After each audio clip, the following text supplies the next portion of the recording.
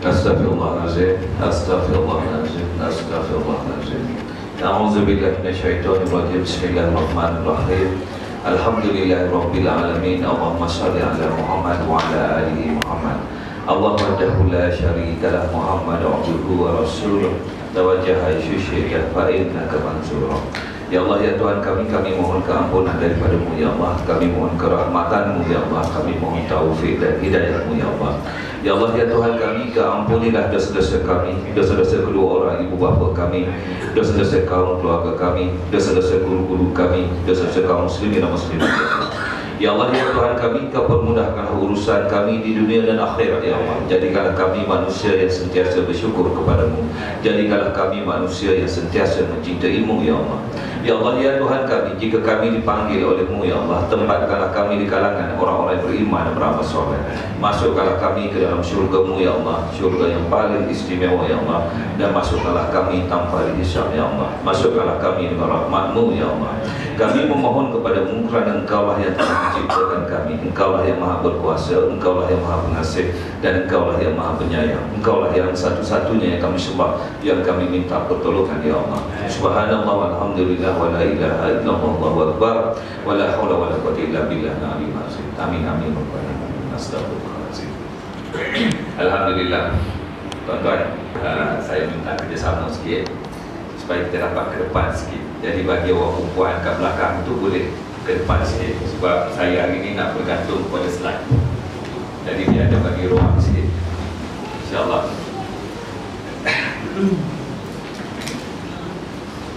Alhamdulillah.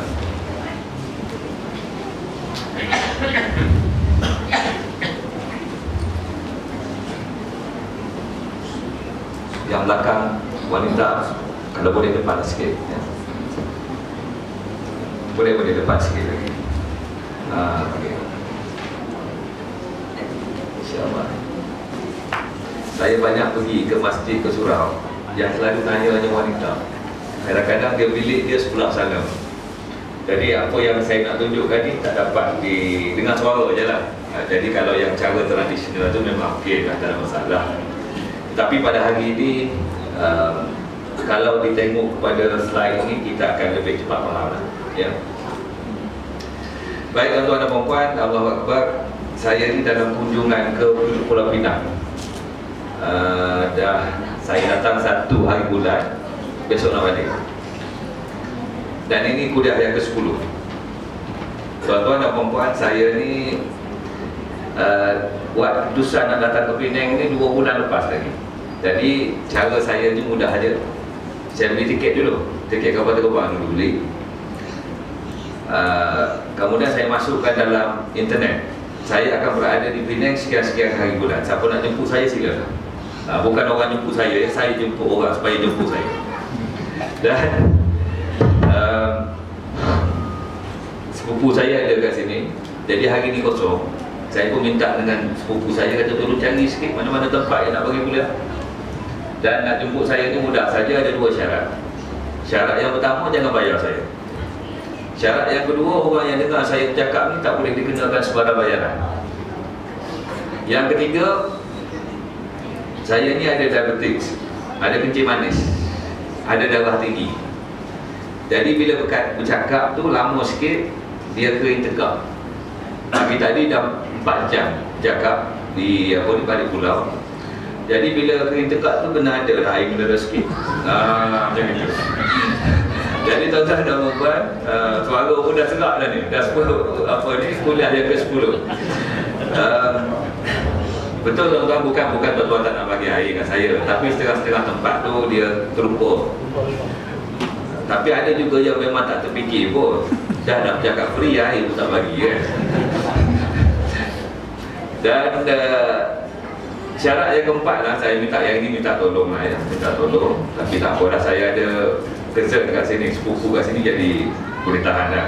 Biasa tapi tempat-tempat yang tak ada saudara ni, saya minta begini saja. Saya kata ditakdirkan saya meninggal semasa saya bagi ceramah ni ataupun bagi kuliah ini, maka menjadi tanggungjawab pengurusan masjid ataupun surau lah untuk menguruskan jenazah saya. Saya tak nak dibawa balik ke Shah Alam, rumah saya, Saya tak nak dibawa balik ke Seramat, tempat isteri saya, ataupun dibawa balik ke Besut Terengganu, tempat asal saya. Saya nak dikebumikan di mana tempat saya meninggal, yang dipanggil Allah Subhanahu Wa Taala. Dan saya haraplah kubur saya ini seluas daripada tempat saya lahir di Besut Terengganu sehinggalah ke Pulau Pinang ini. Seluas itulah saya berdoa, begitulah. Dan saya dah beritahu anak-anak saya, jangan risaulah kalau ayah meninggal kat mana-mana, ayah akan tinggalkan 3 perkara saja, iaitu ilmu yang bermanfaat, amal jariah, serta anak yang soleh dan solehah yang mendoakan kedua orang ibu bapa. Jadi anak-anak ayah, anak yang jaga yang nombor 3 tadi. Jadi anak yang soleh dan solehah yang mendoakan kedua orang ibu bapa. Kubur tak ada masalah. Kalau ayah meninggal di sini, di kawasan ini, insya-Allah orang Pulau Pinang ini hari raya dia akan pergi bersih kubur. Dan dia tak akan tinggalkan kubur. Sobat dia kata ini bukan saudara mara dia tinggal. Tak apa. Tapi kalau datang ke Penang nak melawat ayah, okey. Nak melawat kubur lah, bukan nak melawat ayah. Pergilah nak pergi. Tetapi kita melawat kubur ini bukanlah kita ziarah orang tu, tidak ya. Kita ziarah kubur ini kerana kita nak mengingatkan bahawa kita juga akan mati pada satu ketika. Dan berdoalah kepada si mati itu saja. Jadi berdoa ini boleh buat di kubur, tak payah jauh-jauh nak pergi kan, buat di rumah pun boleh. Jadi begitu. Jadi jadilah anak yang soleh dan solehah. Dan mana-mana saya pergi, insya-Allah isteri saya akan ikut. Selalunya dia akan ikut. Sebab apa? Dia takut lah tuan-tuan tak cukup duit kan, nanti dia bawa duit tu. Kalau tak cukup nak uruskan jenazah saya ni, minta duit dengan dia kalau tak cukup. Tapi saya rasa okey kot cakap free dah, tolonglah urus jenazah sikit. Itu dia yang harapan saya. Baik. Dalam 4 hari yang lepas ni saya sangat serius menceritakan tentang kematian. Ceritakan apakah yang kita perlu hadapi dalam masa berbaki yang sangat suntuk. Hari ni hari yang terakhir, kuliah yang terakhir. Dan saya nampak pun ada yang ikut saya ni daripada hari yang pertama sampai hari ni. Ada ikut, dia follow je. Jadi tak boleh nak cerita benda sama. Jadi saya pilih hari ni tajuk yang agak mudah sikit untuk saya, iaitu 900 tahun di Madinah. Saya tinggal di Madinah 900 tahun. Allahu Akbar. Bagi tajuk macam itu semua dah ada yang pening dah. Takkan dah 900 tahun. Dia dah jadi huru-hara dah. Tuan-tuan dan puan-puan, semasa saya duduk secara hakikatnya 3 tahun lah. Secara betul-betul 3 tahun di Madinah ya. Bertugas sebagai pensyarah Universiti Taifah Madinah, sebagai pensyarah perakaunan. Jadi saya cerita sikit lah ya. Di Masjid Nabawi ni, hari ni saya tak tunjuk. Saya tunjuk kat sini dulu ya, gambar ni dulu sikit je saya nak cerita. Ini di belakang Masjid Nabawi, ini ada tong air. Tong air ini berisi air lah tong kan. Jadi orang haus daripada dalam Masjid Nabawi keluar, dia pun pergi minum air tu. Kalau nak masuk Masjid Nabawi pun dia jumpa tong ni, dia pun minum lah. Ada orang yang bawa botol air mineral tu, dia isi satu botol lah. Isi botol dia bawa balik ke hotel pasal nak minum di hotel, dan juga mungkin dia nak bawa balik ke Pulau Pinang. Duduk di Madinah tu, dia nak bawa balik air tu, air daripada Madinah ni. Dan di belakang tu yang kecil tu, itu ada tempat ambil wudu, tempat toilet tandas bawah tanah. Ada 2 tingkat. Dan di sekeliling Masjid Nabawi itu, kalau kita buka pintu tu, kalau kita pergi straight tandas, kalau kita buka pintu ada parking. Jadi di sekeliling Masjid Nabawi itu ada parking. Ramai orang tak tahu, pergi 10 kali pun dia tak tengok, dia tak tahu. Jadi tuan-tuan, tingkat 1 parking, tingkat 2 parking. Saya ada parking saya sendiri dekat sini. Jadi pentingnya saya ada parking ini, Allah bagi keistimewaan kat saya kat situ. Bila-bila masa saya boleh pergi Masjid Nabawi tanpa masalah. Maksudnya kalau bulan Ramadan pukul 5 dah tak boleh masuk parking tersebut kerana kereta banyak, tutup dah. Tapi saya pukul 5 ke pukul 6 ke saya boleh masuk. Sebab apa? Saya ada stiker saya. Gitu ya. Bulan hari Jumaat saya kata, Jumaat kalau solat pukul 1, pukul 12 dah tak boleh masuk kereta dah. Tapi saya boleh masuk 12.45 pun boleh masuk, insya-Allah. Itu keistimewaan. Macam mana Allah bagi keistimewaan tersebut, kita cerita lain kali. Okay? Tetapi itu yang saya dapat. Dan apabila saya parking kereta saja, saya pun naik ke atas, saya nampak orang ambil air ni. Dan kalau nampak je orang Malaysia, terus saya peluk dia, pergi. Saya pun kata lah, JJ, Assalamualaikum. Waalaikumsalam. Haji daripada Malaysia. Malaysia dah. Dia pun tengok saya, dia suka. Tambah-tambah lagi yang kenal saya. kira-kira macam saya ni popular juga untuk orang haji lah. Sebab dah 1 juta orang lebih baca buku travel haji, dan yang terjualnya ratus ribu buku travel haji tu. Okay? Jadi tapi ramainya tak kenal muka, dia kenal nama Muhammad Kamil Ibrahim, dia kenal wajah, dia tak kenal. Pernah berlaku dalam Masjid Nabawi, saya duduk macam sebelah-sebelah gini kan, saya tanya, Haji bila sampai ni? Pagi, aku di hari ni, dia kata. Dia pun tanya saya balik, Haji bila sampai? Saya duduk sini. Dah berapa tahun duduk? Adalah setahun, 2 tahun, kalau jawab 2 tahun kan. Lepas tu dia tanya lagi, dia beritahu saya lah, Haji kenal tak seorang? Ada lagi seorang, dia kata duduk kat sini dah lama dah. Siapa? Nama dia apa? Prof Kamil. Saya kenal sangat dah dia. Ini banyak kali ya, bukan sekali, banyak kali macam gitu.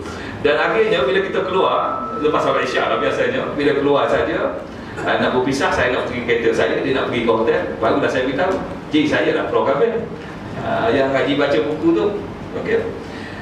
Tetapi yang saya nak cerita ni, bila duduk saja, saya pun akan beritahu apa ni. Saya kata, minta maaf Cik, saya nak kena beritahu Haji, air ni boleh minum, dia tak ada masalah. Tapi kalau Haji ingat ni air Zam-Zam, dia bukan air Zam-Zam, dia air mineral biasa je. Kalau Haji nak air Zam-Zam, ambil dalam Masjid Nabawi, dalam tong-tong tu, itu semua air Zam-Zam. Jadi dia pun tengok kat saya, dia pun terus kata, saya memang tahu ni bukan air Zam-Zam, memang saya tahu ni bukan air mineral, saya saja yang nak minum. Ini ada satu orang manusia tak boleh tegur. Bila kita tegur, dia rasa dia macam bodoh je kan, dia tak nak nampak bodoh, dia pun kata dia dah tahu dah.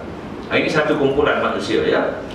Yang kedua, bila kita tegur begitu, ini bukan air Zam-Zam. Kalau di Mekah, okey, dia tulis kat situ Zam-Zam water, ataupun dia tulis drinking water dua. Drinking water sama dengan Madinah. Ini kalau tulis Zam-Zam water, boleh ambil kalau kita ingat nak air Zam-Zam.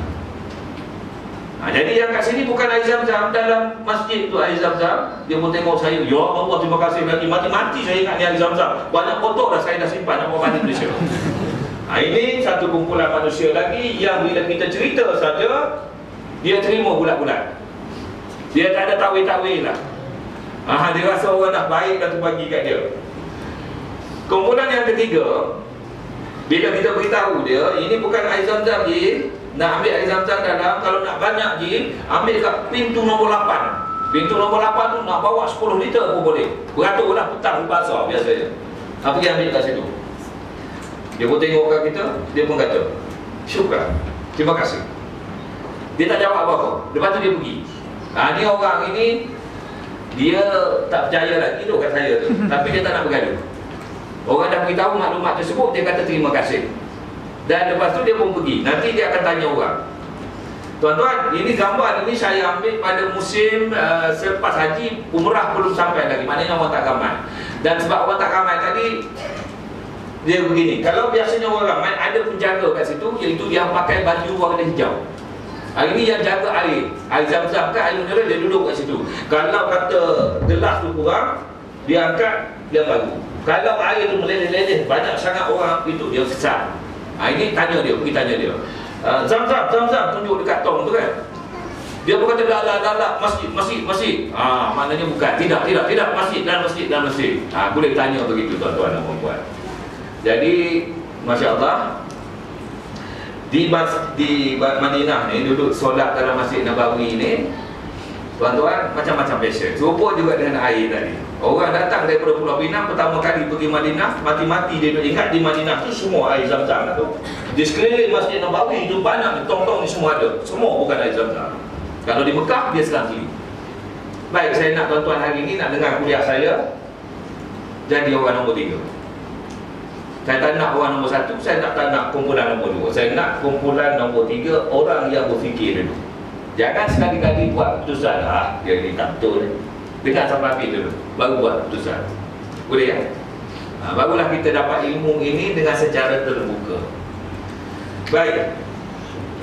Sebab dalam Masjid Nabawi, macam saya katalah, macam-macam fashion kita terima. Kita tengok cara orang tu solat, wah ini bukan Islam lah ni. Salah, tak serupa dengan kita.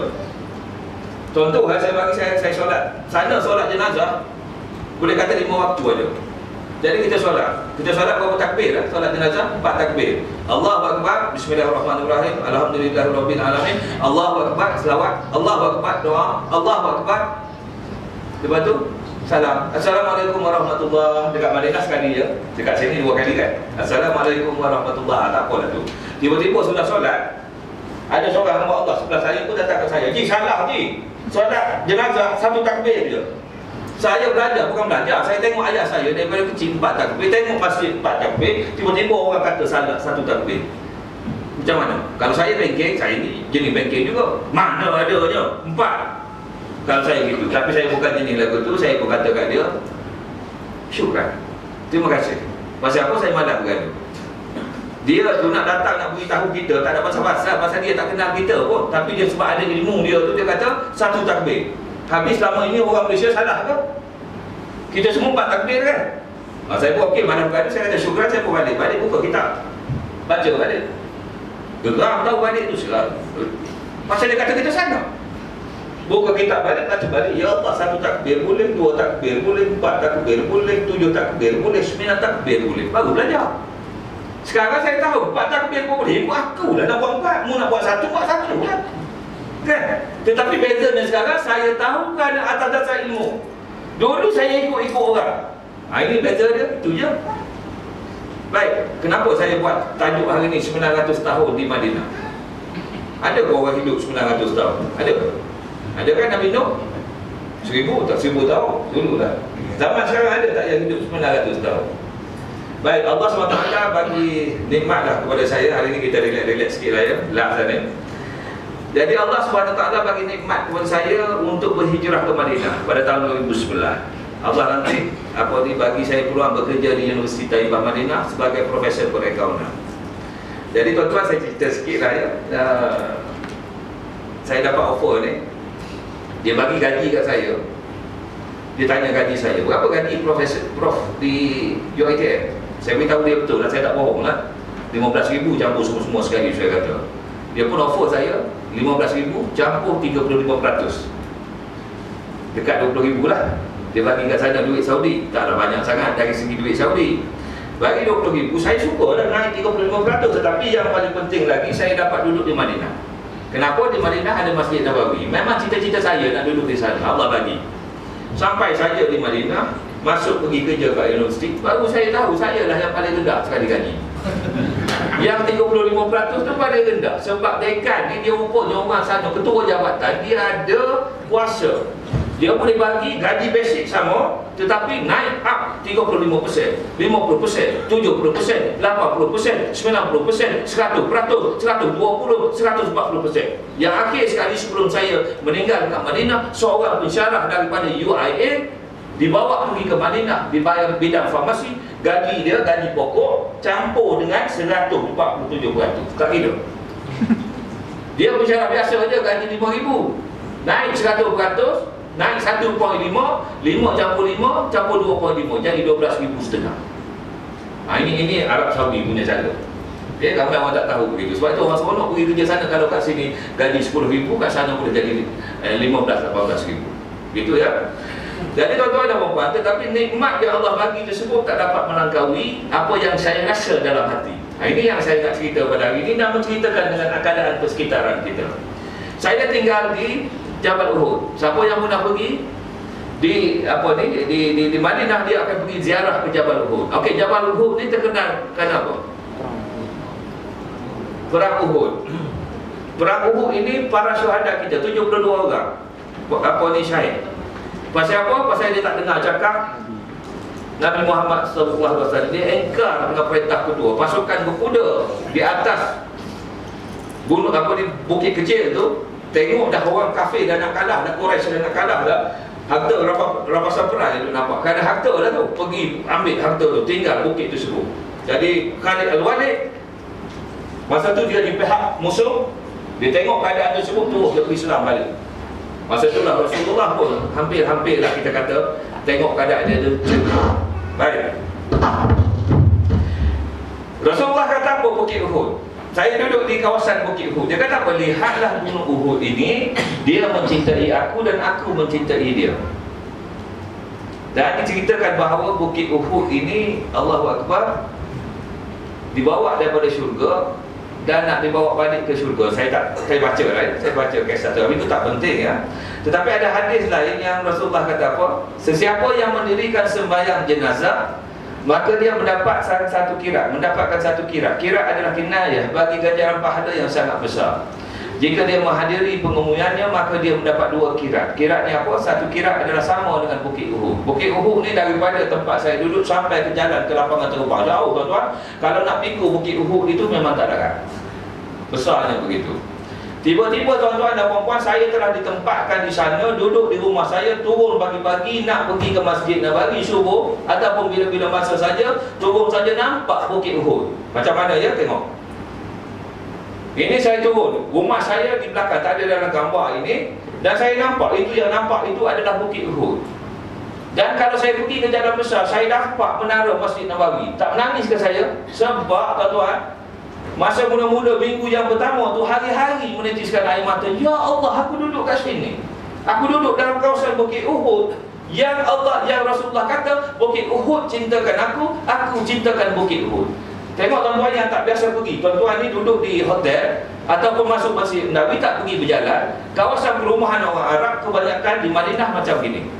Dia bangunan dia sama je tinggi. Pasal apa? Dia tidak boleh tinggi melebihi bangunan menara Masjid Nabawi. Sebab itu hotel-hotel di sana pun bawah daripada menara. Tapi kita duduk di hotel, kita rasa hotel itu lebih tinggi. Tidak. Daripada rumah saya nampak menara, bermakna hotel yang berada di depan itu tidak melindungi.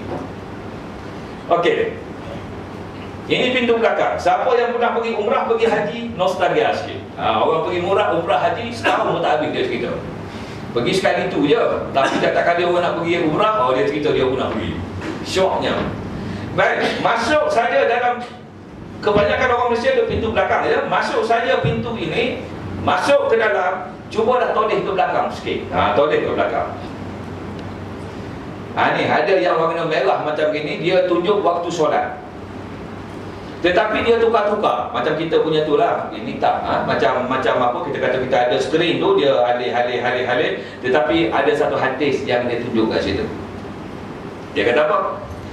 Jabir bin Abdillah berkata, yang Rasulullah SAW bersabda, solat di masjidku ini lebih utama 1000 solat daripada solat di masjid selainnya kecuali Masjidil Haram, dan solat di Masjidil Haram lebih utama 100,000 kali dari solat di masjid selainnya. Bahasa mudah macam ini, solat dalam Masjid Nabawi 1000 kali lebih baik daripada solat dalam surau ini. Tetapi solat di Masjidil Haram 100,000 kali lebih baik daripada solat sini. Kita ambil Masjid Nabawi dulu. Jadi ada satu hadis lain yang menceritakan Rasulullah SAW bersabda, ada 3 tempat yang disyariatkan untuk bermusafir dan beramal ibadat: Masjidil Haram, Masjid Nabawi, Masjidil Aqsa. Sekali lagi saya baca ya, Masjidil Haram, Masjid Nabawi, Masjidil Aqsa, iaitu tempat yang disyariatkan untuk bermusafir dan beramal ibadat. Apa maksud disyariatkan? Dituntut dan diperintah. Contoh saya bagi, tuan-tuan duduk di Pulau Pinang ini, nak pergi ke Shah Alam, nak solat di Masjid Negeri Shah Alam yang kubah warna biru tu. Tuan-tuan pergi, tuan-tuan solat di sana bersendirian, tuan-tuan dapat 1 pahala. Tuan-tuan solat berjemaah dapat 27 kali ganda. Sama tak solat di sini? Sama ya? Tapi beza pergi Madinah, beza pergi Mekah. Tuan-tuan nak solat dalam Masjidil Haram dan Masjid Nabawi, sebab ia disyariatkan, tuan-tuan turun daripada Pulau Pinang sampai di sana, beramal ibadat di sana, patah balik di sini, insya-Allah Allah jaga kita. Kalau berlaku apa-apa, mudah-mudahan kita mati syahid. Sebab dia disyariatkan. Beza kat situ. Baik, saya 3 tahun duduk di Madinah, saya perhati orang haji dan orang umrah pergi ke sana. Bagaimana dia buat? Dia pergi, dia masuk, waktu subuh dia pergi, dia balik. Zuhur dia pergi, dia balik. Asar dia pergi, dia balik. Maghrib dengan Isya dia cantum sekali. Berapa lama dia duduk? 4 jam lebih kurang. Jadi kalaulah saya duduk di sana, saya ni bagi tazkirah tiap-tiap hari, saya kesian tengok orang Malaysia ni. Pasal apa? Tuan-tuan tahu, tiap-tiap tahun 200,000 orang pergi menunaikan umrah, hampir 30,000 orang menunaikan fardu haji. Cuba tengok tuan-tuan, pagi-pagi kita solat subuh 1 saf, 1 saf setengah. Pagi tadi saya solat di Sadul, apa? Satu, lebih kurang 2 sah. Masjid Negeri Shah Alam 1 sah. Dan saya pernah pergi 45 masjid di 5 buah negara tahun 2013. Standard dia 1 sah, 1 sah setengah. Adalah sekali-sekala 3-4 sah tu. Mana pergi tutup haji ni? Mana pergi yang kaki umrah ni? Yang solat subuh tak pergi ni? Mana pergi semua? Tak ada kan? Sikit je pergi. Bila duduk di Madinah barulah saya tahu perangai puak-puak yang pergi umrah dengan haji ni. Ini yang saya kesian sangat balik nak cerita. Dan duduk di sana pun duduk bagi tazkirah hari-hari. Free je. Baik. Saya akan jumpa dengan orang Malaysia duduk dalam Masjid Nabawi. Saya pergilah. Saya ni suka duduk sana pergi. JJ, bila sampai je? Semalam. Haji duduk di Madinah berapa hari? Dia pun tengok 3 hari. Mana ada 3 hari? Lebih lagi. Dia pun kira 29, 30, 31 3 hari. Apa ni je? Cuba kira betul-betul 29, 30, 31 3 hari. Salah tu. Dia pun tanya kawan dia, betul tak? Kira 29, 30, 31 3 hari. Salah. Saya kata ini semua orang umrah ni tak kerti mengira. Semua tak lemah matematik. Jadi dia pun tengok muka saya ni. Mak ni gila dah tu. Kan sebab tu saya cerita pasal air zam-zam tu. Dengar dulu.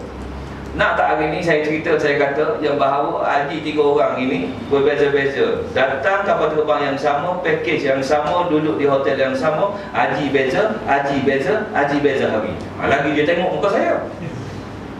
Kan? Saya pun cerita. Saya baca hadis ni dulu. Barang siapa yang solat dalam masjid itu 100,000 kali lebih baik. Orang Malaysia saya kata biasa datang umrah, duduk dalam masjid 4 jam. Macam saya cerita tadi kan, 20 jam duduk di mana? Cepat, 20 jam duduk di mana? Hotel. Lagi? Shopping. Ini semua kaki mengata orang. Pasal apa? Tak boleh kau kata bila saya tanya begitu 20 jam duduk di mana? Cakaplah di luar hotel. Ikut dia lah duduk kat mana kan. 4 jam dalam hotel, dalam masjid, 20 jam di luar hotel. Tapi kenapa puan-puan beritahu terus hotel, tuan-tuan beritahu terus shopping? Benda tu benda realiti. Memang kita nampak datang tuan-tuan sendiri yang buat macam itu. Sebab tu yang keluar cepat tu. Baik, tak apalah, saya kata kita ambil 4 jam. 4 jam solat dalam Masjid Nabawi serupa dengan 4,000 jam solat di Masjid Surah An-Nur. Boleh faham ya? Rasulullah kata 1,000 kali lebih baik. Serupa tu lah prosi dia, ibarat dia.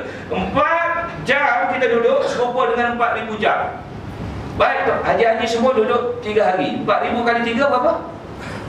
12,000. 12,000 jam di sisi Rasulullah berapa hari? Bahagi 24. Cepat kira berapa? 12,000 bahagi 24 berapa? Kira lah. Tu saya kata lemah matematik ni. Berapa? Mula nak ambil kalkulator dah tu. Kau ambil kalkulator. Allah kata apa? Jangan kau hitung nikmat yang aku bagi pada engkau tak akan dapat hitung. Ini baru nikmat solat dalam Masjid Nabawi. Kita tak dapat hitung dah. Saya dah kira dah. Saya tulis buku nota dari Madinah, cerita satu persatu. Bila saya balik daripada Madinah, saya kata saya nak tinggalkan sesuatu. Semasa saya di Madinah, saya tulis apa yang saya tuturkan pada hari ini, saya tulis semua dalam buku. Supaya orang Malaysia pergi ke sana, bawa buku tersebut, seolah-olah jiwa saya, perasaan saya ada di Madinah, walaupun fizikal saya tak ada. 12,000 bahagi dengan 24, 500 hari. Tengok macam mana Allah bagi nikmat kat kita. Tetapi dalam ramai-ramai yang pergi itu ada seorang yang cerdik. Dia kata, gila aku daripada Pulau Pinang bayar 56,000 naik kapal terbang, tinggal rumah, tinggal anak, tinggal apa semua, nak pergi sana nak duduk 4 jam dalam masjid, di luar masjid duduk 20 jam. Bijaksana, kata cerdik, kata. Kita kena fikir dah tu. Tapi kalau kita ikut orang ramai-ramai, itulah yang orang ramai dia buat, 4 jam dalam masjid, 20 jam di luar masjid. Dia pun kata, aku ni cerdik sikit pada orang, aku nak duduk 12 jam 1 saat. Baru betul.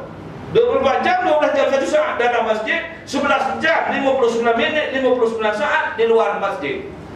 Paling kurang. Dia ada akal sikit lah. Baik, tolak 1 saat, 12 jam kali dengan 1,000, 12,000 kali dengan 3 hari. Berapa? 36,000 bahagi 24, berapa? Payah nak kira kan? 1,500 hari. Tengok Allah bagi nikmat pada kita. Kumpulan yang sama, naik kapal terbang yang sama, duduk di pergi hotel yang sama, bayar package yang sama, seorang 500 hari, seorang 1,500 hari. Beza tu. Bagi orang yang tahu, bagi orang yang berakal, bagi orang yang berakal dan berilmu ni bukan kerana dia profesor.